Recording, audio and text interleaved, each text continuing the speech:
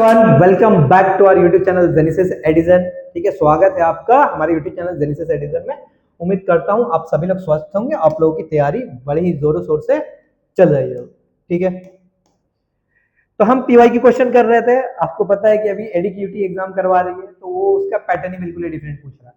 तो उसी पैटर्न को मद्देनजर रखते हुए, क्योंकि बहुत ही हार्ड लेवल के क्वेश्चन आ रहे हैं, तो मैं भी उसी पैटर्न के कुछ क्वेश्चन लेकर आया हूँ। ठीक है, क्योंकि आपको पता है कि अब कैसा पैटर्न वो लोग पूछेंगे, क्योंकि सिलेक्शन पोस्ट में तो बिल्कुल ही डिफरेंट, एकदम अलग ही टेंजेंट में वो लोग चले रहे। ठीक है, पीवाई की से पूछ ही नहीं रहे जो टीसीएस कराया करते थे। उम्मीद करता हूँ, चलिए देखिए, आज 31 तारीख है, 31 जुलाई है आज।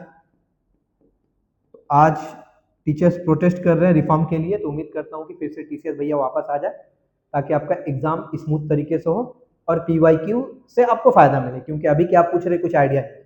चलिए, तो जैसे भी अभी क्वेश्चन पूछा जा रहा है, अगर वही रही, तो वो जैसे भी क्वेश्चन एडीक्यूटी पूछ रही है, तो उसी के पैटर्न पे मैं कुछ क्वेश्चन लेकर आया हूँ। तो आज हम उस क्वेश्चन को देखते हैं, डिस्कस करते हैं। चलिए, टाइम बर्बाद किए बगैर डायरेक्ट क्वेश्चन की तरफ बढ़ते हैं। तो आज का रहा हमारा ये क्वेश्चन नंबर 1। क्वेश्चन 1 है कि the selling price of a bed is 3 times of initial. बोला एक बेड है, बेड का जो सेलिंग प्राइस है ना, वो इनिशियल का 3 गुना है। Then the profit is 7.5 times of initial. बोला कि अगर सेलिंग प्राइस 3 गुना हो रहा, तो प्रॉफिट भी क्या हो रहा है, इनिशियल का 7.5 गुना हो जा रहा। पूछ रहे कि इनिशियल प्रॉफिट परसेंटेज क्या। अच्छा, एक चीज ध्यान में रखिएगा, अगर मैं कहूं कि मान लीजिए कोई आर्टिकल है, आर्टिकल का तो मैं पहले 10 रुपये में बेच रहा था, तो सर्टेन फायदा हो रहा था। आर्टिकल को 10 में बेचने पर कुछ प्रॉफिट हो रहा था। अब मैंने आर्टिकल को क्या किया, 20 में बेचा। जैसे ही मैंने आर्टिकल को 20 में बेचा, तो यहाँ पे कुछ भी फायदा हो, तो फायदा भी क्या होगा, मेरा प्रॉफिट भी तो क्या होगा, 10 बढ़ेगा ना। सेलिंग प्राइस अगर 10 बढ़ा, तो प्रॉफिट भी तो मेरा 10 बढ़ा। अरे 10 में बेचने पर मान के चलो कि 1 रुपए का फायदा हो रहा था, तो अगर मैं 20 में बेचूंगा उसी आर्टिकल को, तो सेलिंग प्राइस क्या हो गया, 10 बढ़ गया, तो मेरा प्रॉफिट भी क्या होगा, 10 रुपया और बढ़ जाएगा, यानी 11 रुपये मेरा प्रॉफिट होगा। पहले 1 हो रहा था, तब 11 प्रॉफिट होगा। तो अगर मैं सेलिंग प्राइस 10 रुपये बढ़ाऊंगा, तो प्रॉफिट भी मेरा क्या होगा, 10 रुपये बढ़ेगा। सेलिंग प्राइस में 20 से अगर 40 कर दूंगा, तो कितना यहाँ पे प्रॉफिट बढ़ा, ठीक है, 20 रुपये बढ़ा, तो फिर से मेरा प्रॉफिट भी क्या होगा, 20 रुपये इंक्रीज करेगा। इसका मतलब यह है कि सेलिंग प्राइस अगर जितना बढ़ता है ना, इंक्रीज होता है, तो प्रॉफिट भी उतना ही इंक्रीज होता है। ठीक है, इसका बेसिक मतलब आपको बस ये याद करके रखना है, सेलिंग प्राइस को मैं जितना बढ़ाऊंगा, प्रॉफिट भी उतना ही बढ़ेगा। ठीक है, पहले मैं 10 रुपये में बेच रहा था, तो 1 रुपये का फायदा हो रहा था। ठीक है, अब मैं 20 रुपये में बेचूंगा, तो मैंने सेलिंग प्राइस को कितना बढ़ाया, 10 बढ़ाया, तो प्रॉफिट कितना बढ़ेगा, प्रॉफिट भी 10 बढ़ेगा। ठीक है, तो 11 हो जाएगा 10 से बढ़ के, यानी जितना सेलिंग प्राइस बढ़ता है उतना प्रॉफिट भी बढ़ता है। बस यही कॉन्सेप्ट आपको याद रखना था, जितना सेलिंग प्राइस बढ़ता है उतना ही प्रॉफिट बढ़ता है। अब क्या रहा कि क्वेश्चन में भैया कि सेलिंग प्राइस को मैंने क्या किया, इनिशियल का 3 गुना बढ़ा दिया, इनिशियल का 3 गुना बढ़ा दिया। यानी पहले मैं अगर एसपी में बेच रहा था, पहले मैं सेलिंग प्राइस एसपी में बेच रहा था, अभी मैं कितने बेच रहा हूं, मैं अभी मैं 3 एसपी में बेच रहा हूं। तो 3 एसपी में बेचने पर हुआ क्या, पहले जितना भी प्रॉफिट हो रहा था, अगर पहले पी प्रॉफिट हो रहा था, तो अभी प्रॉफिट कितना हो रहा, 7.5 पी प्रॉफिट हो रहा। तो यहाँ ध्यान दीजिए, पहले मैं एसपी में बेच रहा था, अभी मैं 3 एसपी में बेच रहा हूँ, तो सेलिंग प्राइस मेरा बढ़ा कितना, तो सेलिंग प्राइस आप बोलोगे सर 2 एसपी बढ़ा। तो प्रॉफिट पहले पी हो रहा था, अभी 7.5 पी हो रहा था, तो प्रॉफिट कितना बढ़ा, 6.5 पी बढ़ा। अभी मैंने बताया कि प्रॉफिट सेलिंग प्राइस जितना बढ़ता है, प्रॉफिट भी उतना ही बढ़ता है। यानी मैं कह सकता हूं कि 2 एसपी जो होगा वो 6.5 प्रॉफिट के बराबर होगा। तो यहां से एसपी और प्रॉफिट के रेशियो निकाल लो, SP by P equal to कितना होगा, 6.5/2। इसको 2 से मल्टीप्लाई कर लो, 2 से मल्टीप्लाई करेंगे तो कितना होगा, 13/4 हो जाएगा। यानी क्या हुआ, सेलिंग प्राइस कितना है, 13 है, तो प्रॉफिट कितना हो रहा है, 4 हो रहा है। यानी 13 यूनिट में बेचने पर, 13 रुपए में बेचने पर 4 रुपए का फायदा हो रहा है।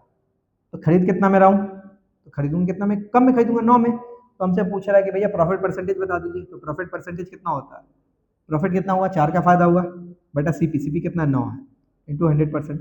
तो 4/9 का परसेंटेज वैल्यू होता है 44, सही, 4/9% या 44.44%। ठीक है, ऑप्शन सी। ठीक है, ये कॉन्सेप्ट आप ध्यान रखना, ये कोई कॉन्सेप्ट जो है इंपॉर्टेंट है, रिसेंटली अभी रेलवे के एग्जाम में भी पूछा गया, उम्मीद है कि एसएससी के एग्जाम में भी आ सकता है। जितना हमारा सेलिंग प्राइस बढ़ता है, उतना ही प्रॉफिट भी बढ़ता है, बस यही कॉन्सेप्ट है। आगे बढ़ो, क्वेश्चन नंबर 2, काफी बड़ा क्वेश्चन है ये। Rajesh purchased some perishable item for sale. Rajesh ने कुछ, पेरिसेबल मींस क्या होता है, याद रखिएगा, हो सकता है आपका अगर सिनोनिम पूछ ले, जो चीजें खराब हो जाए, सड़ गल जाए, जैसे जो वेजिटेबल्स होते हैं, सब्जियां होती हैं, अगर हम उन्हें यूज नहीं करेंगे, साग सब्जियां होती है, यूज नहीं करेंगे, 4-5 दिन तक ऐसे ही छोड़ दें, तो वो खराब हो सकती है। तो राजेश ने कुछ पेरिसेबल आइटम खरीदा, बेचने के लिए, but A quarter of those items could not be sold and went bad. लेकिन क्या बोला कि एक क्वार्टर जो है ना, अच्छा क्वार्टर मीन्स क्या होता है, क्वार्टर मीन्स याद रखिएगा 1/4 होता है, 1/4 क्या हुआ, खराब हो गया, ठीक है, इस वजह से उसको बेच नहीं पाया। However, Rajesh managed to sell rest of the items at a price that helped him earn an overall profit of 20%। लेकिन राजेश ने क्या किया, जो बचा हुआ सामान था, बचा हुआ सामान, यहाँ पर मैं अगर मैं अज्यूम करी कि टोटल आर्टिकल या टोटल आइटम 4 यूनिट है, टोटल आइटम कितने हैं, 4 हैं, ठीक है, तो उनमें से क्या हुआ, एक खराब हो गया, तो बचा कितना, 3 बचा, ठीक है। लेकिन राजेश ने क्या किया कि बचे हुए सामान यानी 3 यूनिट को ऐसे दाम में बेचा कि उसको ओवरऑल पे क्या हुआ, 20% का फायदा हुआ। At what percentage above the CP above the cost price of each item did Rajesh sell each of the item that did not go bad. अब बोला कि जो सामान खराब नहीं हुआ, मतलब 4 मैंने सामान खरीदा था, 4 मैंने आइटम्स खरीदा था, तो बचा हुआ जो 3 आइटम है उसको मैंने इनने इस सीपी से कितना ज्यादा परसेंट पे बेचा ताकि हमको ओवरऑल पे 20% का फायदा हुआ। तो देखिए यहाँ पे क्या करूंगा, टोटल आइटम 4 है, मैं अज्यूम करता हूँ कि एक आइटम का सीपी 1 है, let CP of one item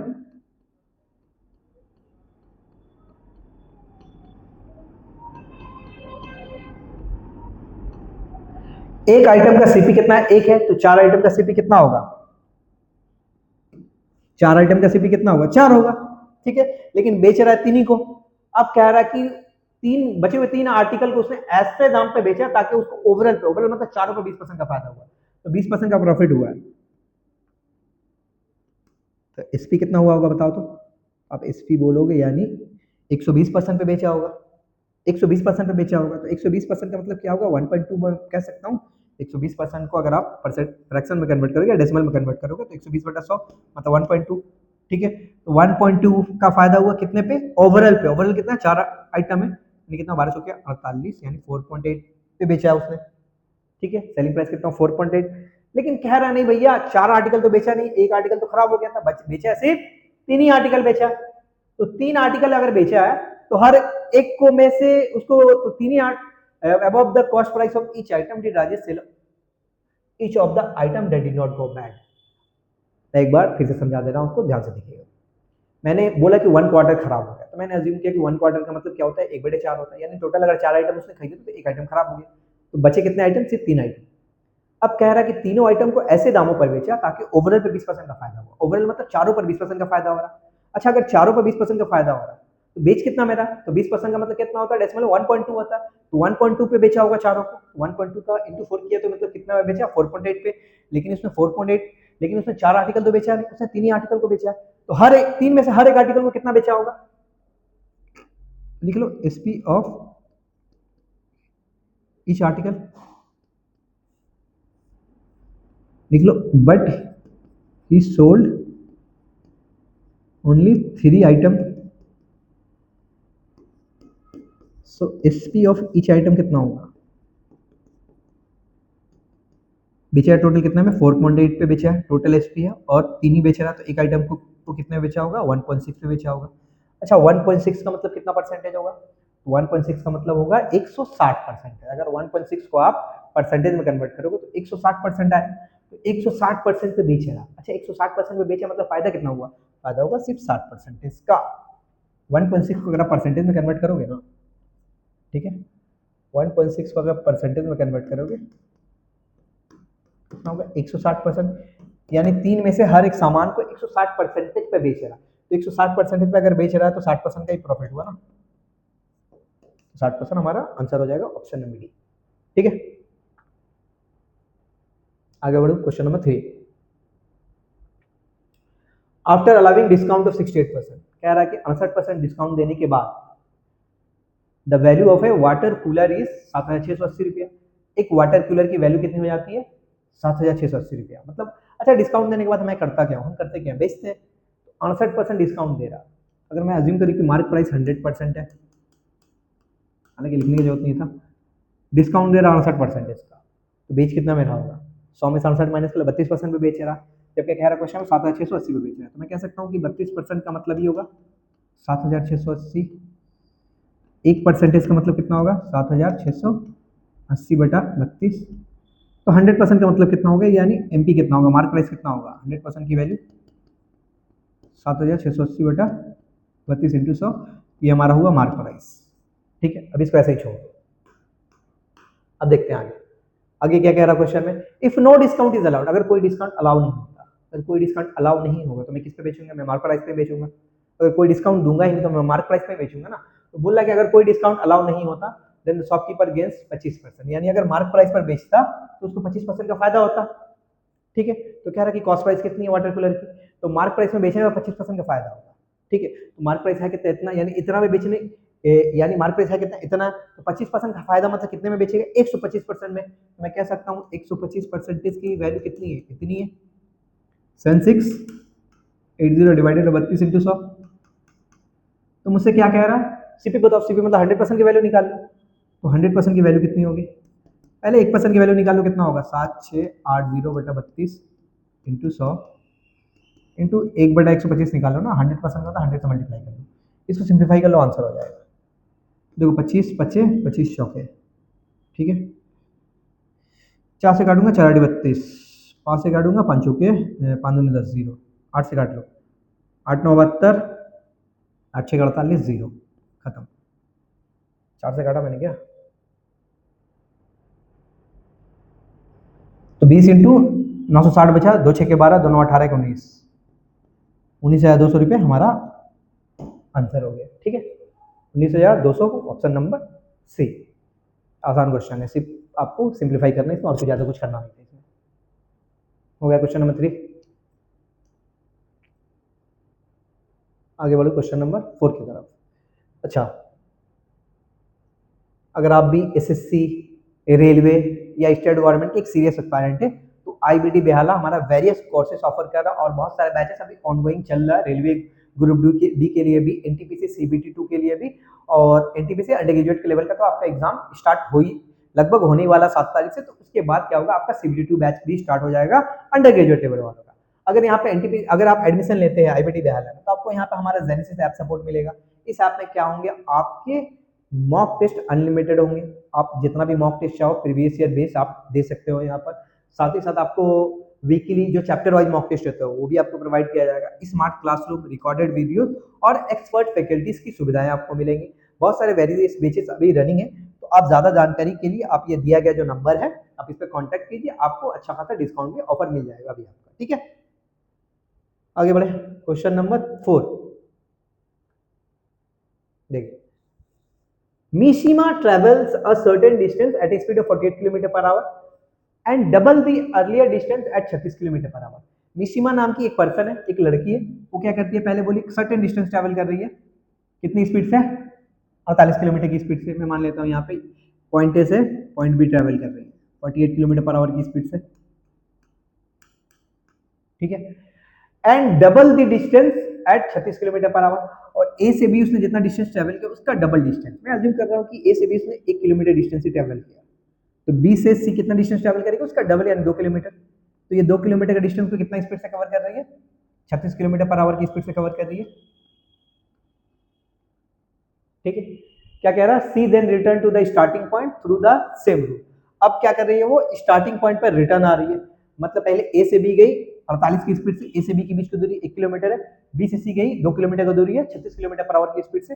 अब क्या कह रहा है, स्टार्टिंग पॉइंट वो वापस आई, मतलब सी से ए डायरेक्ट वापस आई। ठीक है, क्या कह रहा है कि पूरे जर्नी में उसका एवरेज स्पीड 54 किलोमीटर है, तो रिटर्न जर्नी में उसका स्पीड कितना था, जब वापस आ रही थी तो स्पीड कितना था ये पूछ रहा है। अच्छा देखिए, एवरेज स्पीड का फॉर्मूला आपको पता होना चाहिए, या उम्मीद करता हूं आपको पता होगा ही। एवरेज स्पीड का फॉर्मूला होता है total distance travel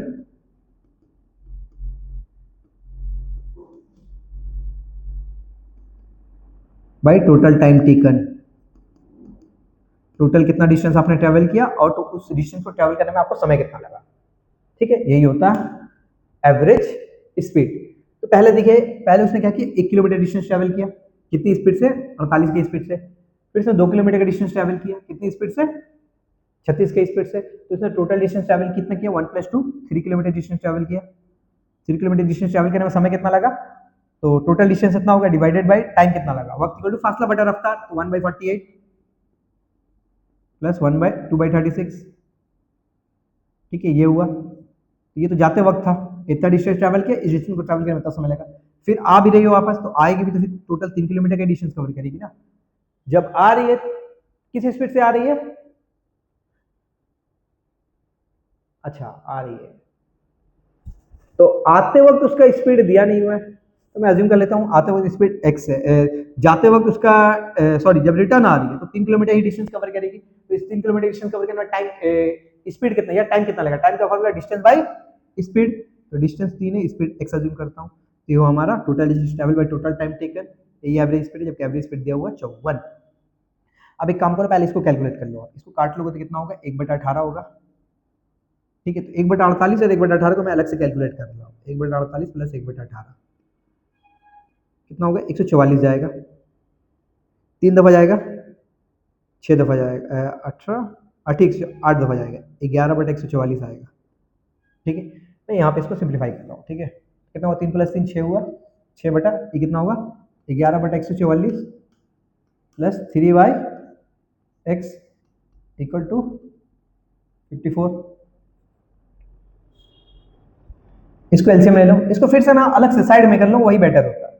11/44 144 plus 3/x को साइड में कैलकुलेट कर लो, कितना होगा 144x होगा, ठीक है।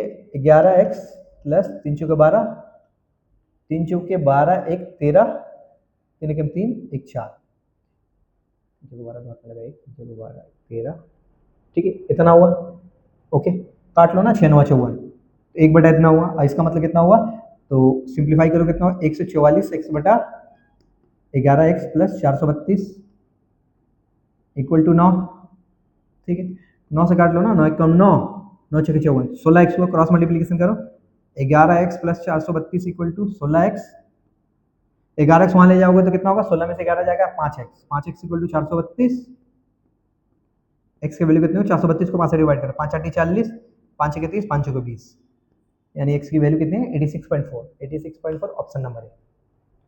यानी जो रिटर्न जर्नी था, रिटर्न जर्नी में उसकी स्पीड कितनी थी 86.4 थी, तभी जबकि सब कुछ ने कंबाइन किया तो एवरेज स्पीड 54 आया, ठीक है।